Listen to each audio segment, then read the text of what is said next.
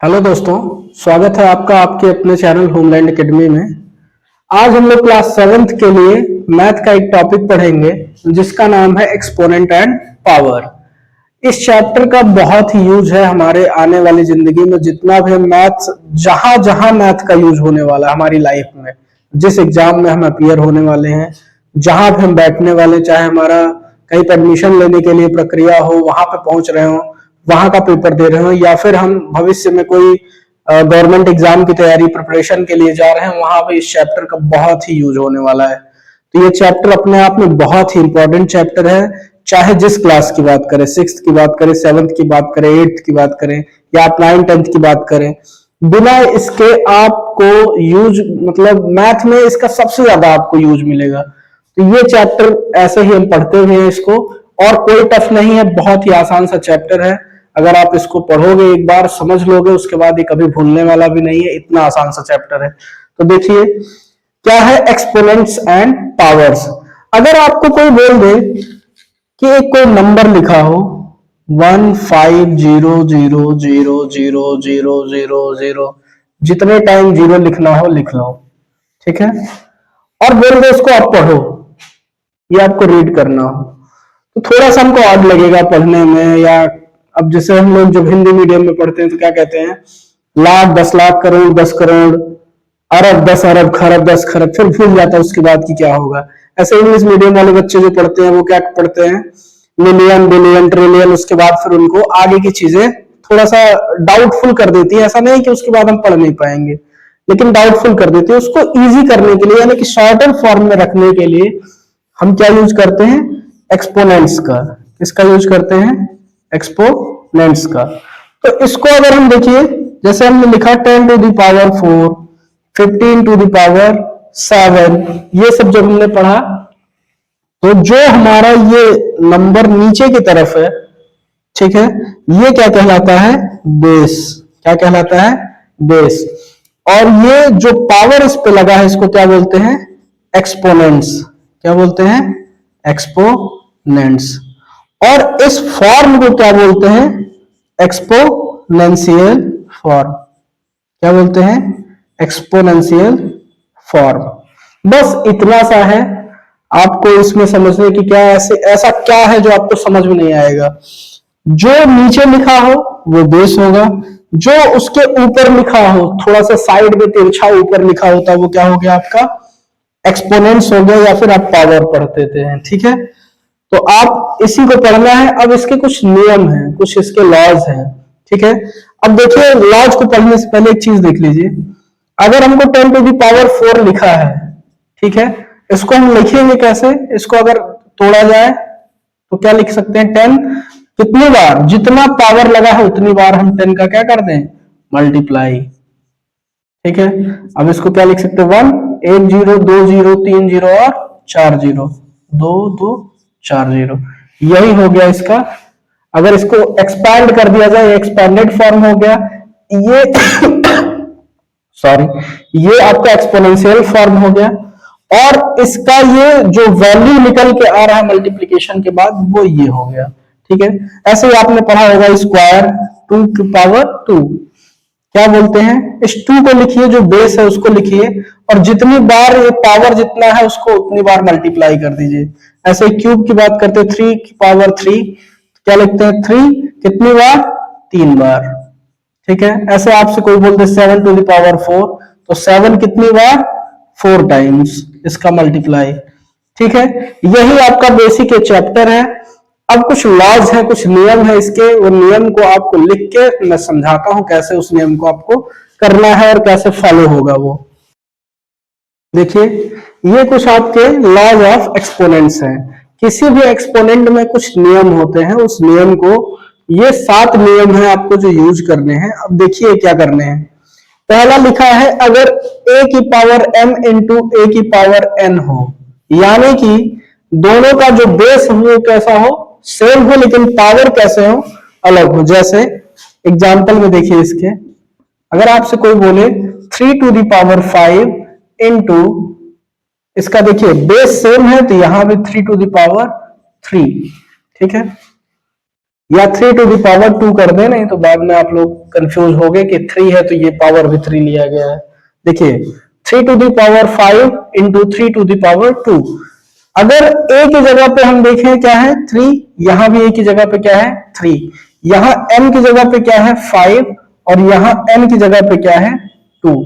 तो क्या लिखा है, इसका जो रिजल्ट आएगा वो क्या आ रहा है, a की जगह पे 3 और m की जगह पे 5 और n की जगह पे 2। क्या रहा है, a to the power m plus n।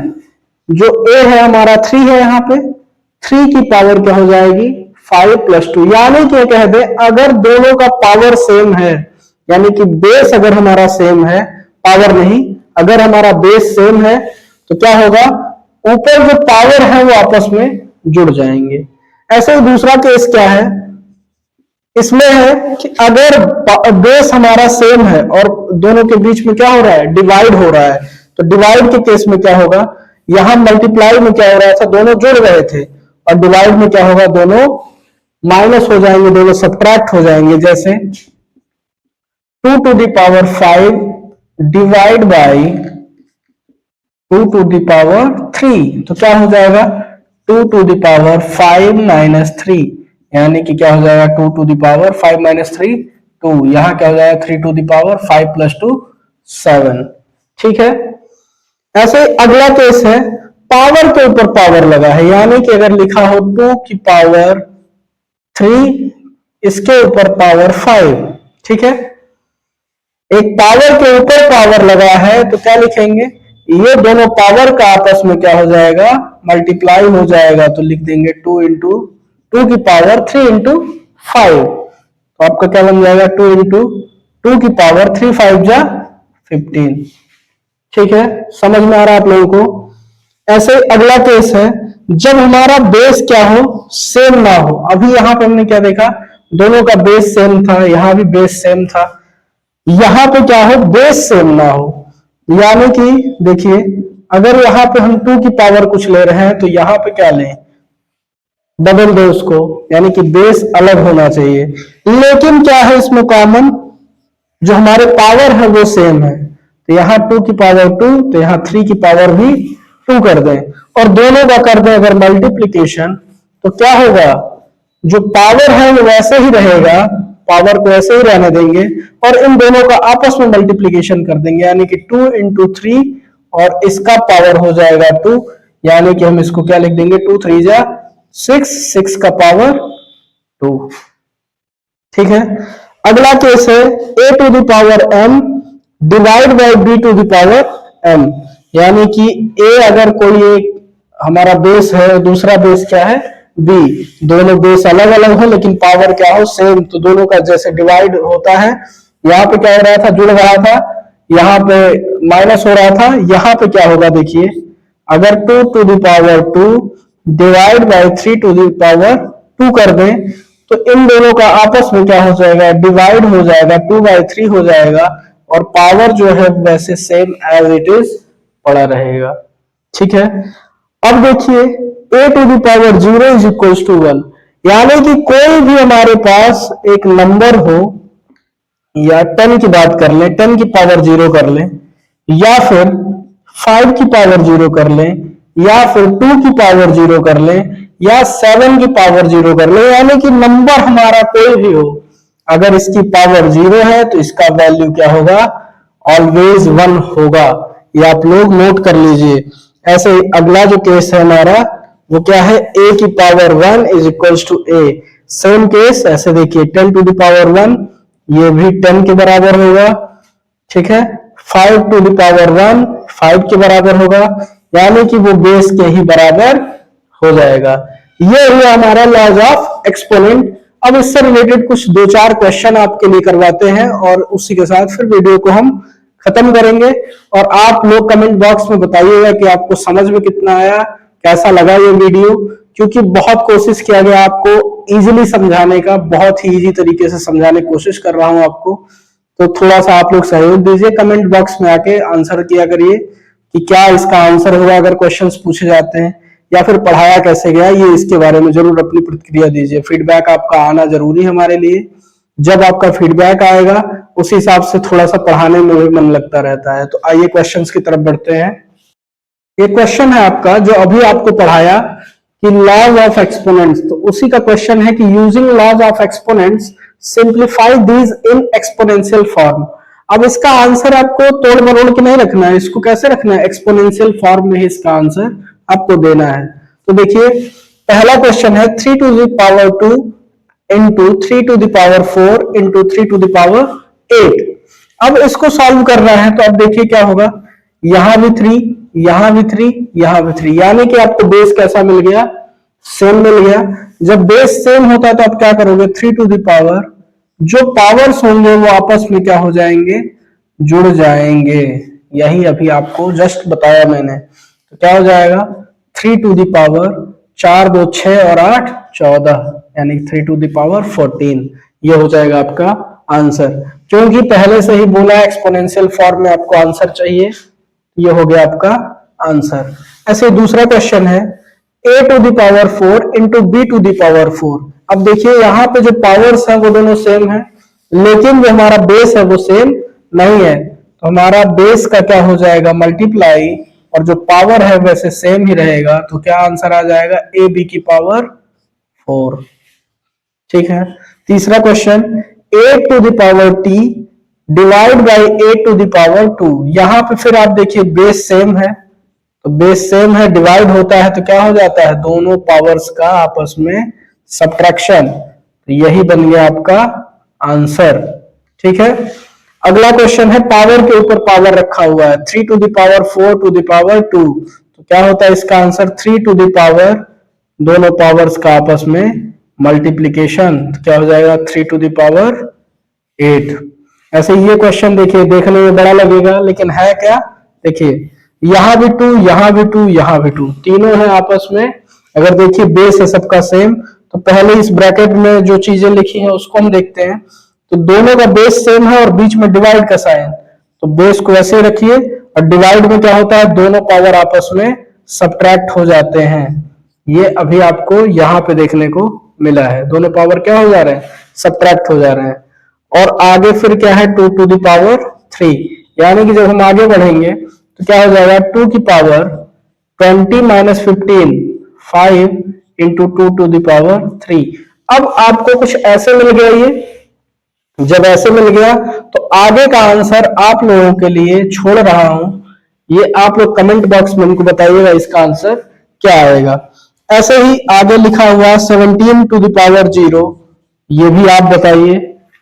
21 की पावर 1, ये भी आप ही बताएंगे। ये आपके लिए क्वेश्चन छोड़ा गया है, ये आप कमेंट बॉक्स में आंसर बताएंगे। आंसर में लिखेंगे कि 6th का आंसर, 7th का आंसर या फिर 5th का आंसर, ऐसे आप डाल के उसमें लिखोगे कमेंट बॉक्स में। एक टॉपिक इसमें रह रहा है, अगर देखें स्टैंडर्ड फॉर्म, बहुत ही इंपॉर्टेंट टॉपिक है। 1 मिनट में उसको मैं क्लियर कर दूंगा स्टैंडर्ड फॉर्म क्या होता है। तो आइए देखते हैं स्टैंडर्ड फॉर्म क्या है। इस चैप्टर का जो लास्ट टॉपिक था आपका वो क्या था, स्टैंडर्ड फॉर्म। तो स्टैंडर्ड फॉर्म को देखेंगे कि किसी भी एक्सपोनेंट को स्टैंडर्ड फॉर्म में कैसे लिख सकते हैं।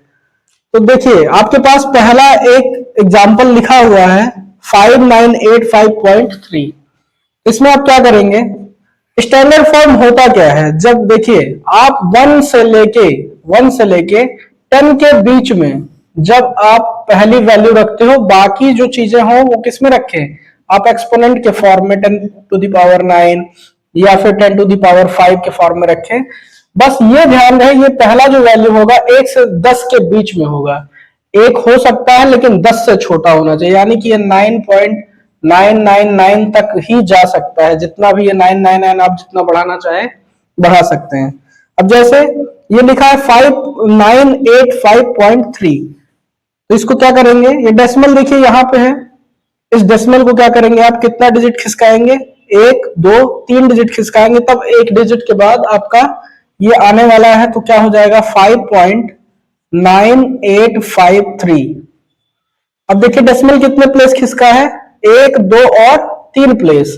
3 प्लेस खिसकने का मतलब 10 की पावर कितनी होगी, 3। अब ध्यान देने वाली बात जो है, जब पॉइंट हमारे लेफ्ट साइड में मूव करता है तब जो पावर होती है वो प्लस होती है। और जब यही हमारा डेसिमल मान लीजिए यहाँ कहीं होता, यहाँ कोई नंबर होता और इसको खिसका के राइट साइड में लेके जाना हो, जैसे इसमें लिखा मैंने, तब ये पावर जो होगी वो क्या हो जाएगी, निगेटिव पावर हो जाएगी। अब देखिए, एक ये आपको एग्जांपल लिखा हुआ मिलेगा, इसमें आपको क्या दिख रहा है, इसमें पॉइंट कहीं लगा हुआ नहीं दिख रहा। पॉइंट जब नहीं लगा हुआ दिखता है तो हम कहा मानते हैं कि लास्ट में कहीं पॉइंट लगा हुआ है। अब आपको एक डिजिट के बाद ही पॉइंट चाहिए, ये पॉइंट यहां से मूव कराएंगे आप तो कहां पहुंचाएंगे, एक डिजिट, दो डिजिट, तीन डिजिट के बाद यहां पहुंचाना है तो क्या हो जाएगा 6.595 इंटू 10 टू द पावर, कितनी बार, एक दो तीन डिजिट को क्रॉस किया है, पावर 3, और प्लस क्यों, क्योंकि ये पॉइंट यहां था, ये मूव किधर किया है, लेफ्ट साइड में। ऐसे ही आगे जब इस वाले क्वेश्चन में बढ़ेंगे तो देखिए जीरो की कोई वैल्यू तो आपको दिखेगी नहीं, पहले अगर पॉइंट में आपको जीरो दिख रहा है डेसिमल वाले में, तो जीरो की पहले किसी डिजिट की वैल्यू नहीं होती, लेकिन यही अगर इधर लिखा होता, यहाँ कहीं बीच में होता तो इसकी वैल्यू होती है। तो 5 और 9 के बीच में आपको डेसिमल लाना है, जिससे आपको क्या मिल जाए 5.932। ठीक है, तो डेसिमल कितने प्लेस खिसकेगा, एक, दो और तीन प्लेस खिसकेगा, तो ये हो जाएगा 10 टू द पावर 3।